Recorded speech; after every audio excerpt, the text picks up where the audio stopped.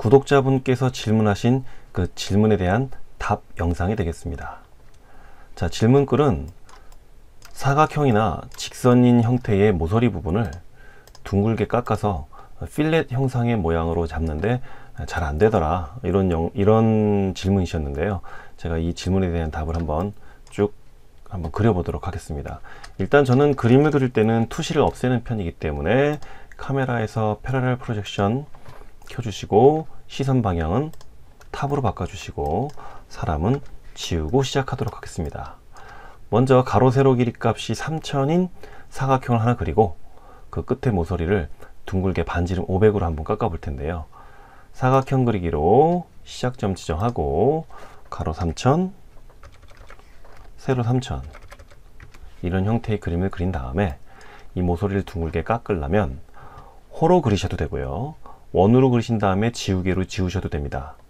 근데 이 모서리를 깎으려면 스케치업의 기본 기능으로는 이 모서리가 그려질 수 있는 이 중심점, 원의 센터점, 이런 부분들을 일단 찾아주셔야 되거든요. 근데 그거를 찾기 위해서는 오프셋 같은, 캐드의 오프셋 같은 평행복사 기능을 쓰는 게 좋은데, 스케치업의 오프셋은 전체가 이렇게 사방팔방 똑같은 값으로 나옵니다. 물론 이걸로 하셔도 되는데, 저는 캐드의 오프셋 같은 기능인 이 줄자로 보조선을 좀 이용해 보도록 하겠습니다.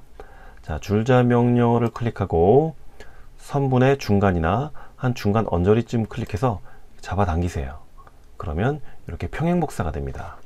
500mm 네 군데에서 다 당겨 주시고,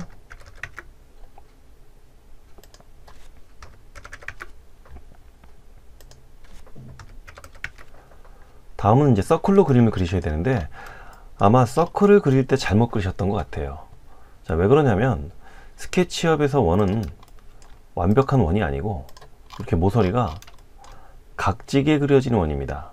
그래서 절대로 스케치업은 곡선을 곡선대로 정확하게 표현이 안 돼요. 그러면 어떻게 해야 되느냐, 일단 서클 실행하고 오른쪽 하단에 보시면 이 사이드에 24개의 변의 개수 표현이 있어요. 이거를 조금 더 늘려 주셔도 되고, 기본적으로는 많이 늘리는 것도 사실은 좋지 않기 때문에 24개의 변의 개수를 그대로 활용을 하도록 하겠습니다. 자, 중심점은 두 보조선이 만난 교점을 중심적으로 지정하시고, 원을 그리실 때 정확하게 수직이나 혹은 수평이나 여기에 맞춰서 원의 꼭지점 부분이 이렇게 모서리에 닿게끔 그려주셔야 돼요. 만약에 잘못해서 대충 뭐 이렇게 그렸다, 아니면 마우스를 대충 이렇게 수평 수직 안 맞추고 500이라고 했으니까 그냥 500을 입력해서 그림을 그리시게 되면 보시는 것처럼 끝이 이렇게 만나지 않게 됩니다. 그래서 모서리를 지우더라도 호가 남지 않고 선이 다 지워지거나, 원을 지우면 완전히 원이 다 지워지는 수가 있어요. 그래서 원을 그리실 때는 변의 개수도 중요하지만은 중심점을 지정하고 원을 그리는 이 방향을 수평이나 수직으로 꼭 맞춰 주신 다음에 반지름 값을 입력하시는 게 좋습니다. 아니면 직접 이렇게 당겨서 맞춰 주시고요. 그럼 여기를 아무리 확대하더라도 끝이 연결이 돼서 원만 지워진다든지 아니면 선이 다 지워진다든지 이런 경우는 나타나지 않을 거고요. 다른 방법으로는 이제 호로 그리는 방법이 있겠죠. 호로는 이제 투포인트 아크라는 거에 있는데요. 이걸로 뭐 아크는 요 4개가 다 아크인데 주로 많이 쓰는 게 요거니까, 첫 번째 점을 여기를 지정하고 두 번째 점을 이렇게 지정하시다 보면은 이렇게 마젠타 컬러로 빛이 뜰 때가 있어요. 색깔이 뜰 때가 있어요. 이때 한번 클릭, 한 번에 안 그려집니다. 한 번 더 클릭하세요. 그럼 지가 알아서 이게 모서리를 깎아서 원으로 그린 것보다 더 잘 호그리를 하실 수가 있고요. 세 번째 마지막 방법은 루비 기능을 이용하시는 겁니다.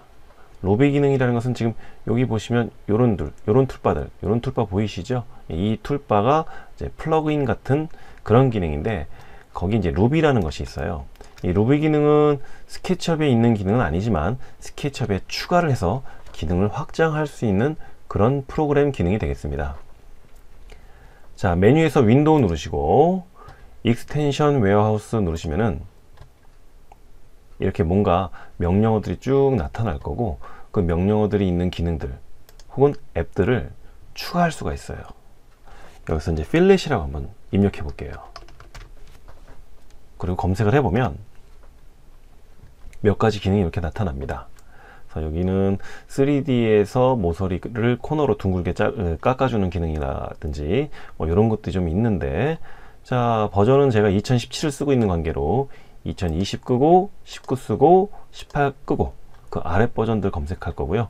자, 페이드 익스텐션, 자, 돈 내는 거 저 싫어합니다.